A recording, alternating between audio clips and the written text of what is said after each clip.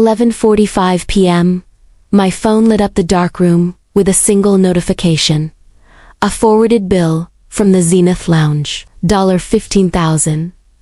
The total glowed on the screen like an accusation. Below it was a text from my mother. Sandra, just put this on your card. It's the least you can do after ruining the mood with your cheap dress. A second later, a heart emoji popped up. My sister Tiffany, of course, liked the message. I sat there in the quiet hum of my home office, surrounded by monitors that tracked global market trends and hotel acquisitions. I didn't cry. I didn't throw the phone. I just stared at the screen. They truly believed I was their ATM. They thought my silence was permission. But silence isn't always agreement. Sometimes it's just the quiet before the execution. I didn't reply to the text. I didn't send an angry emoji. Instead, I opened my laptop. The screen hummed to life, casting a blue light over my hands. To my family, these hands were only good for shelving books at the public library or pouring wine for my father's business partners. They had no idea. These same hands controlled a boutique hotel empire spanning 3 continents. I bypassed my work email and logged into my private investment backend. 2-factor authentication, retinal scan, the dashboard loaded. I scrolled past the real estate portfolios and the tech stocks until I found a folder buried deep in the archives. It was labeled simply, Family Debt Consolidation. I clicked it open. It wasn't just a file. It was a graveyard of their mistakes. There were the receipts for my father's gambling debts from 2018, bought 4 pennies on the dollar from loan sharks who were threatening to break his legs. There were the credit card statements my mother had maxed out on designer handbags she couldn't afford, consolidated into a low-interest loan I managed personally. There was the lease on the luxury condo Tiffany lived in, paid for by a shell company I owned. For years, I had been the silent architect of their safety. I had been catching them before they hit the ground over and over again. Looking at the numbers tonight, I finally asked myself the question I had been avoiding for a decade. But it wasn't love. It was something far more insidious. It was the invisible chain of the survivor. When you grow up in a house where affection is a limited resource, you start to believe that love is a transaction. You convince yourself that if you just pay enough, if you endure enough, if you fix enough of their messes, eventually they will look at you and see a daughter instead of a utility. You build your own prison without bars. You tell yourself that your usefulness is the only thing keeping you inside the family. You think you are being a good daughter, but really you are just a hostage paying your own ransom, hoping the kidnappers will eventually decide to love you. But tonight, staring at that $15,000 dinner bill, the chain snapped. I realized that no amount of money would ever be enough. The ransom had no limit. I could buy them the moon, and they would complain that it was too bright. My compassion hadn't been a gift. It had been a subscription they had overdrafted for years, and tonight, their subscription had expired. I navigated to the sub-menu, labeled Housing Allowance, Jeffrey and Sandra. The status bar glowed green. Auto-renew, active. I didn't hesitate. I didn't shake. My finger hovered over the trackpad. This wasn't revenge. This was accounting. It was a correction of a market error. I clicked cancel. The screen flashed. Are you sure? I clicked confirm. The status bar turned red. Terminated. I did the same for the credit cards. Terminated. I did the same for Tiffany's car lease. Terminated. One by one, I turned off the lights in their financial lives. It took less than 3 minutes to dismantle the safety net I had spent 6 years weaving. When I was done, the total balance due flashed on the screen. $5.2 million. That was what they owed me, and that was what I was going to collect. I closed the laptop and turned around. In the dim light of the bedroom, I could see the outline of Caleb sleeping. He shifted, reaching out an arm to the empty space where I should have been. He was the only one who knew. He knew I wasn't a librarian. He knew I wasn't weak. He knew that beneath the quiet cardigans and the silence, I was a shark. He had begged me months ago to stop funding them. He had told me they would never change. I hadn't listened then, because I was still wearing the invisible chain, but I wasn't wearing it anymore. I walked back to the bed and slid under the covers. My heart was beating slow and steady. There was no guilt. There was only the cold, sharp clarity of the morning to come. They wanted a reaction. They were going to get a foreclosure. 7 a.m. The sun hadn't even fully crested over the Los Angeles skyline when the assault began. My phone vibrated against the marble countertop of the kitchen island. It wasn't a gentle wake-up call. It was a barrage. 17 missed calls, 42 text messages. And now the phone was ringing again. It was Sandra. I answered, putting it on speaker so I could pour my coffee. I didn't say hello. I didn't need to. You ungrateful, spiteful little brat. Her voice screeched through the speaker so loud it distorted. Do you have any idea what you just did? Do you have any concept of the humiliation? I took a sip of the dark roast. Good morning, Mother. I assume the bill wasn't settled to your satisfaction. Settled. Settled. She was hyperventilating. The card was declined. Mina. Declined. In front of the entire staff. In front of Bryce. We tried to put it on your father's platinum card and the machine literally laughed at us. The manager came over. He looked at us like we were criminals. Do you know what it feels like to have a waiter pity you? I knew exactly what it felt like. I had felt it every time I wore my thrift store clothes to their gala dinners. I had felt it every time they introduced me as the quiet one while Tiffany posed for the cameras. It sounds like a cash flow problem, I said, my voice flat. Perhaps you should have checked your balance before ordering the $12,000 vintage. Don't. You dare lecture me on finance, she screamed. You cut us off. I know you did. I tried to use the emergency fund for the Uber home, and it was gone. You stranded us. There. Bryce had to call his mother to Venmo him money for a cab. Bryce, he's an influencer. Mina. He knows people. If this gets out, if people find out we couldn't pay a dinner bill, we are ruined. That was it. Not we miss you. Not why are you doing this. Just the panic of a stage actor realizing the spotlight has been cut and the audience can finally see the cheap plywood of the set. Fix this, she demanded. Transfer the money right now. And apologize to Tiffany. She's been crying all night. You ruined her networking opportunity. I hung up. I didn't block her. Not yet. I needed the data. I needed to see just how deep the rot went. I opened Instagram. Sure enough, there was Tiffany's story posted 3 hours ago. A black screen with tiny white text accompanied by a sad acoustic song. It's crazy how the people closest to you are the ones who want to see you fail the most. Some people just can't handle your shine, so they try to cut your power. Jealousy is a disease. Get well soon, sis. Hashtag toxica family. Hashtag rising above. Hashtag haters gonna hate. I almost laughed. The gaslighting was breathtaking. She had reframed my refusal to be robbed as an act of jealousy. She truly believed that my existence revolved around envying her ability to take selfies. Then came the voicemail from my father, Jeffrey. I played it.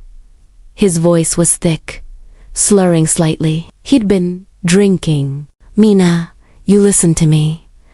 I know who put you up to this. It's that husband of yours. That substitute teacher. Nobody. He's in your ear, isn't he?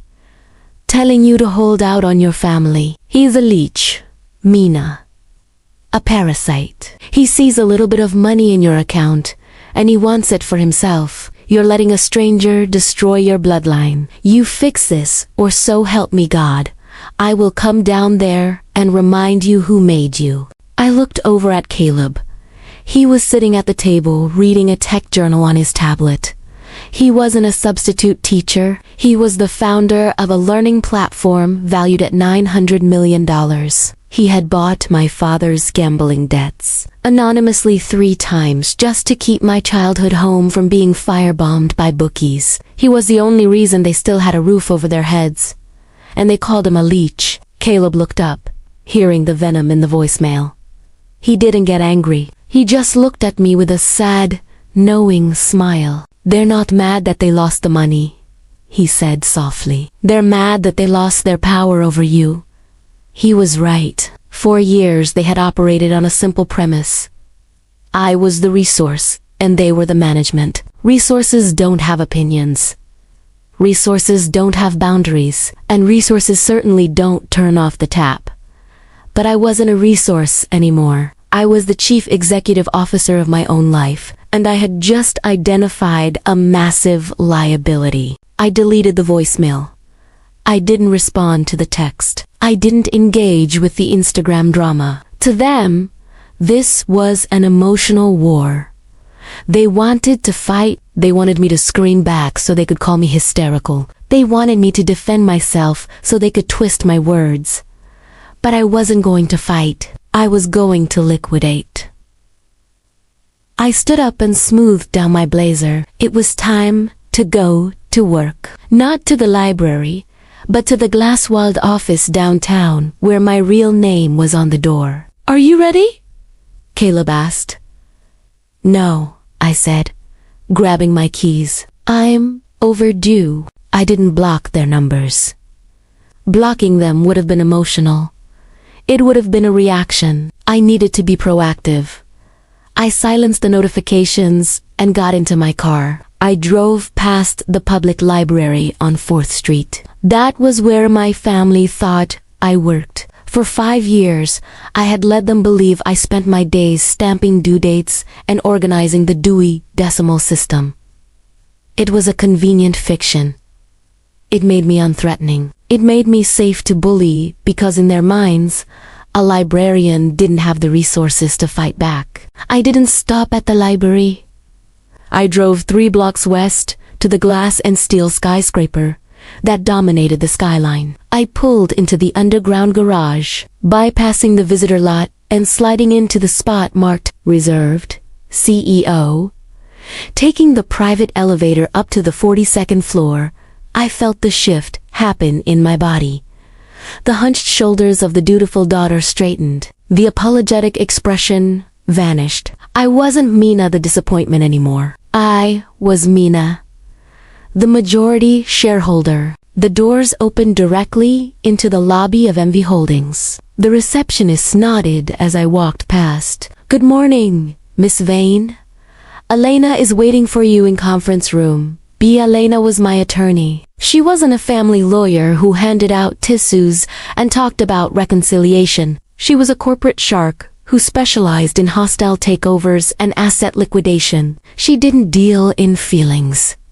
She dealt in leverage. I walked into the conference room. Elena was already there, a stack of files arranged on the mahogany table with military precision. I saw the transaction logs, Elena said, not looking up from her tablet. You terminated the housing allowance. Aggressive. It wasn't aggressive enough, I said, taking the seat at the head of the table. They think this is a tantrum. They think I'm just holding my breath until they apologize. I need them to understand that the bank is closed permanently. Elena slid a document toward me. Then we don't send a letter. We send a notice of debt acceleration. I looked at the paperwork. It wasn't a Dear Dad note. It was a legal demand. It outlined every loan I had purchased, every credit card balance I had consolidated, every car lease I had underwritten. The terms of those loans had always been soft. Pay when you can, 0 interest, family terms. But there was a clause in the fine print, a clause Elena had insisted on years ago. The lender reserves the right to demand full repayment of the principal balance at any time for any reason. The total principal is $5,200,000, Elena said. If we execute this, they have 30 days to pay the full amount. If they fail to pay, we move to asset seizure. We take the house. We take the cars. We garnish any wages they might actually have. I ran my finger over the figure. $5 million. That was the price tag of my silence. That was what it had cost to keep them comfortable while they treated me like a servant. Do it, I said. Draft it. Serve them tomorrow. This is the nuclear option, Mina, Elena warned. Her voice held no judgment, just facts. Once you send this, there is no going back to Sunday dinners. You aren't their daughter anymore. You are their creditor. I haven't been their daughter for a long time, I replied. I've just been their sponsor. My phone buzzed on the table. It was a text from Caleb. I just got a voicemail from your dad. He threatened to come to my school and get me fired. He called me a broke loser who is corrupting his daughter. I stared at the message. They were attacking Caleb now. They were going after the only person who had ever loved me without conditions. Caleb sent a second text. Take the gloves off, Mina. Drop the veil. Let them see who we really are. He gave me the signal. For years, we had concealed his wealth to protect his dignity and our peace. But they mistook humility for weakness. I instructed Elena to send the courier package on company letterhead and redirect all correspondence to my office. I wanted them to see the logo and understand exactly who they had provoked. Somewhere, my parents were already raging. I was done managing their emotions. I had a business to run. Then Elena paused. It wasn't an asset.